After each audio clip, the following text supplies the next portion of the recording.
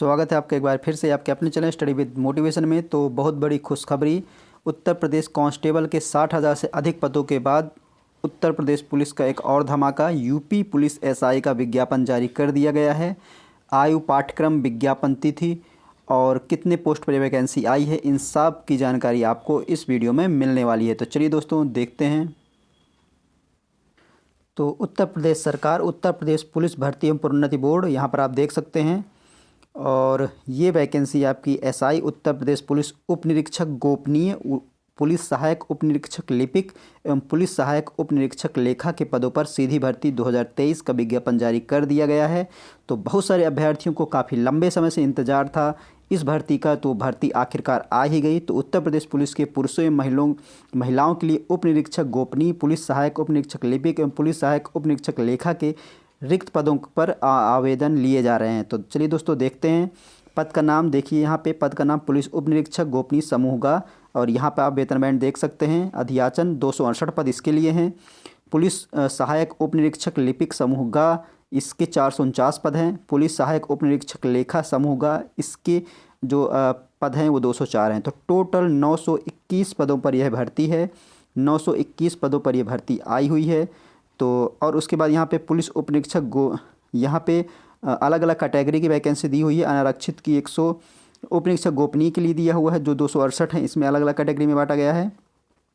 उसके बाद पुलिस सहायक उप निरीक्षक लिपिक के पदों पर अलग अलग कैटेगरी में यहाँ पे दिया हुआ है। वैसे ही पुलिस सहायक उप निरीक्षक लेखा के पदों पर ये वैकेंसी आपकी अलग अलग कैटेगरी में दी हुई है। अब अगर आवेदन तिथि की बात करें, कब से ये आवेदन शुरू हो रहे हैं, तो यहाँ पर आप देख सकते हैं ऑनलाइन आवेदन शुरू करने की जो प्रारंभ होने की तिथि वो 7 जनवरी है। तो 7 जनवरी 2024 से आपके आवेदन शुरू हो जाएंगे और अंतिम तिथि है आपकी 28 जनवरी 2024। और उसके बाद शुल्क संयोजन एवं आवेदन में संशोधन की अंतिम तिथि 30 जनवरी 2024 है। और आवेदन शुल्क कितना लग रहा है, तो जो आपका यूपी पुलिस कांस्टेबल में वही से ही 400 रुपये यहाँ पर भी लग रहा है।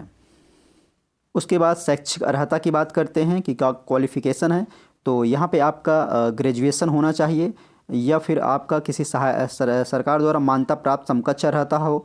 और उसके बाद आपका कम से कम 25 शब्द प्रति मिनट की गति से हिंदी टंकण इन स्क्रिप्ट कीबोर्ड यूनिकोड में, तथा कम से कम 30 शब्द प्रति मिनट गति से अंग्रेजी टंकण होना चाहिए। उसके बाद न्यूनतम 80 शब्द प्रति मिनट की गति से हिंदी अशुलिपिक श्रुतिलेख उत्तर प्रदेश पुलिस प्रोन्नति बोर्ड की अवधारित शुद्धता के आधार पर अभ्यर्थियों से सफल घोषित किया जाएगा। और भारत सरकार के राष्ट्रीय इलेक्ट्रॉनिक एवं सूचना प्रौद्योगिकी संस्थान नाइलिट सोसाइटी, पूर्व में डोएक सोसाइटी के कंप्यूटर में ओ लेवल के परीक्षा उत्तीर्ण करना अथवा सरकार द्वारा उसके समक्ष मान्यता प्राप्त कोई अर्हता धारित करना आवश्यक है। तो ये आपकी हो गई शैक्षिक अर्हता।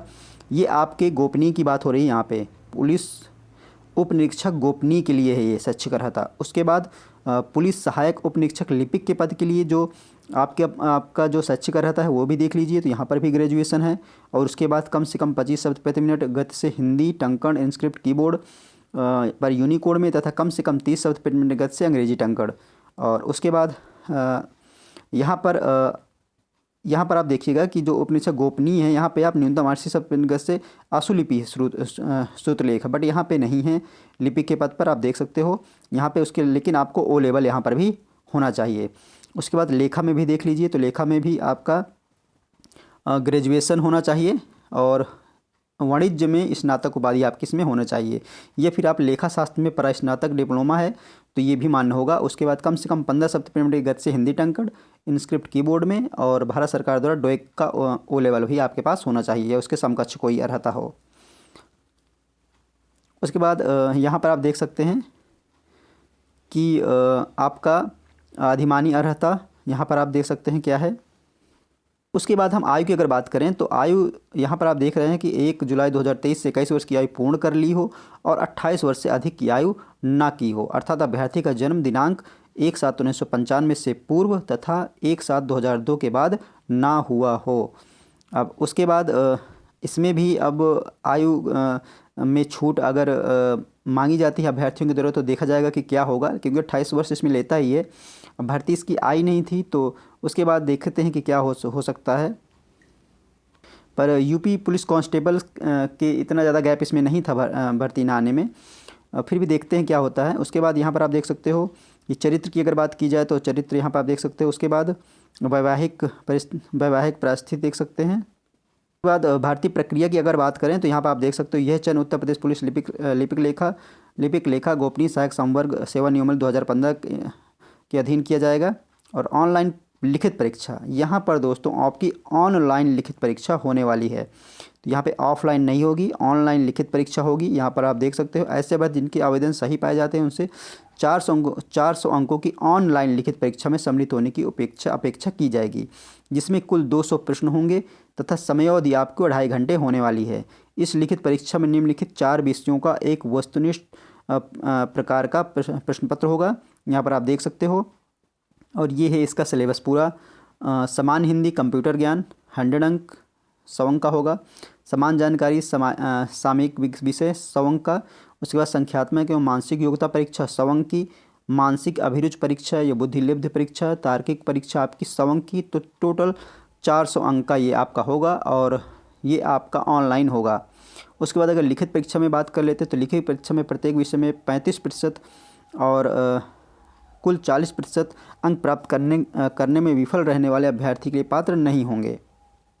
उसके बाद यहाँ पे लिखित परीक्षा एक से अधिक पालियों में अथवा एक से अधिक दिनांकों में विभिन्न पालियों में विभिन्न प्रश्न पत्रों के साथ अगर संचालित होती है तो इस दशा में आपका नॉर्मलाइजेशन किया जाएगा। नॉर्मलाइजेशन की प्रक्रिया होगी।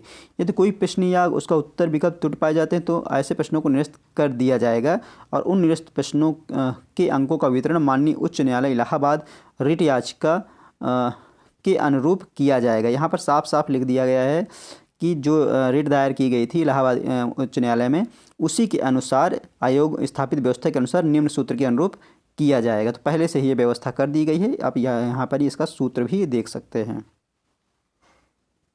उसके बाद आपकी लिखित परीक्षा में सफल अभ्यर्थियों को किसके लिए बुलाया जाएगा? अभिलेखों की समीक्षा आपका डीवी होगा और शारीरिक मानक परीक्षण होगा। तो यहाँ पर आप देख लीजिए। उसके बाद डीवी होगा, डीवी के बाद आपका शारीरिक मानक परीक्षण होगा। तो शारीरिक मानक परीक्षण में क्या होने वाला है तो यहाँ पर आप देख सकते हो कि शारीरिक मानक परीक्षण पुरुष अभ्यर्थियों के लिए न्यूनतम शारीरिक मानक परीक्षण यहाँ पे दिया हुआ है।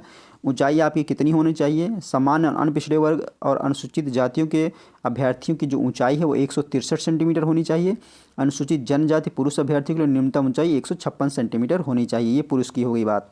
अब बात कर लेते हैं, यहाँ पर सीना है पुरुष के लिए। फिर उसके बाद यहाँ पर अगर महिला अभ्यर्थियों के लिए बात करते हैं तो ऊंचाई सामान्य और अन्य पिछड़े वर्गों अनुसूचित जातियों की महिला अभ्यर्थियों के लिए 150 सेंटीमीटर होनी चाहिए। अनुसूचित जनजाति की महिला अभ्यर्थियों के लिए न्यूनतम ऊंचाई 145 सेंटीमीटर होनी चाहिए। अगर वजन की बात करें तो यहाँ पे महिलाओं का न्यूनतम वजन 40 किलोग्राम होना चाहिए। उसके बाद आपका कंप्यूटर टंकण एवं अश्लीलिपि परीक्षा होगी, जो आपके डीवी के और शारीरिक मानक परीक्षा में सफल अभ्यर्थी होंगे उनका कंप्यूटर टंकण एवं अश्लीलिपि परीक्षा होगी। उसके बाद यहाँ पर आप चयन एवं अंतिम योग्यता सूची देख सकते हो कि कैसे होगा। तो ये बहुत बड़ी खुशखबरी है उन अभ्यर्थियों के लिए जिन्हें लंबे समय से इस भर्ती का इंतजार। तो आपके पास सब शैक्षिक अर्हता है, तो अगर आप तैयारी कर ही रहे हैं तो इस फॉर्म को अप्लाई ज़रूर करिएगा। तो ये कुछ जानकारी थी जो मुझे आप लोगों के साथ शेयर करनी थी। तो वीडियो आपको कैसा लगा? अगर पसंद आया होगा दोस्तों तो लाइक करिएगा और चैनल को सब्सक्राइब करना ना भूलिएगा, क्योंकि जो भी लेटेस्ट अपडेट होगी वो आपको इस चैनल के माध्यम से मिलती रहेगी। तो चलिए दोस्तों, फिर मिलते हैं आपसे नेक्स्ट वीडियो में। जय हिंद।